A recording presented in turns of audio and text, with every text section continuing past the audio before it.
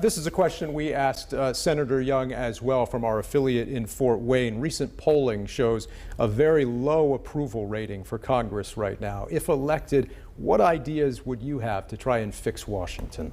It's a lack of accountability. You know, Senator Young, when he raised his right hand and became Indiana's U.S. Senator, he said goodbye to Hoosiers. And as a mayor, that's against everything that I stand for as a mayor. I hold public meetings in every one of my districts every single year as mayor, and they're open to the public. They're aired on TV, and that's something I intend to do as Indiana's next U.S. Senator, is have Senators Night Out in every district across the state of Indiana, and it's called accountability, and that helps restore people's faith in government. I mean, most of these senators, when they go off to the U.S. Senate, they don't come back home, and they're certainly not accountable to Hoosiers. More questions here from our viewers we want to get to. This comes from Deanna Shelley. She asks, what do you suggest to handle the intense divide in our country these days, and how do you persuade those who are in Washington, D.C. to work together?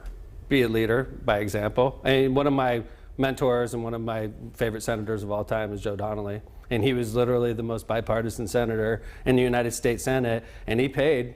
He was elected one term and then he lost, but quite frankly, you have to be willing to be a one-term senator. If you're doing what you think is right, I'm willing to lose if I think I'm doing the right thing, and I want to lead by example, and I want to be an American first, I want to be a Hoosier second, and a Democrat third, and I mean that with all my heart, and I'm a proud Democrat, but I'm an American first, and I'm a Hoosier second, and then party comes third, and I think right now too many people prioritize party over being an American or being a Hoosier. Todd Young pointed to that CHIPS Act you mentioned, suggesting that he also has been bipartisan on some measures in the Senate. What's your response to that?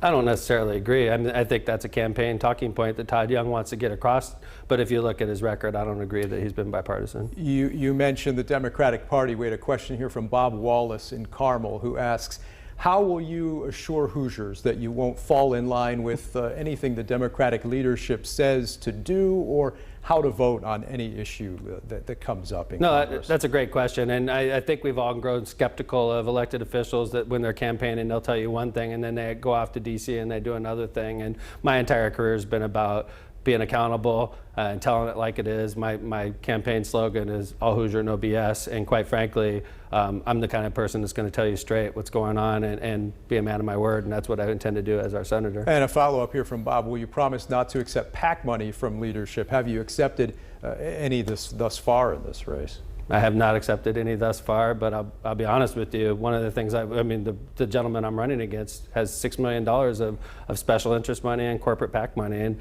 it's hard to measure up against. You know, I'm running a campaign, and the national media, all they want to talk about is who raises how much money. I've raised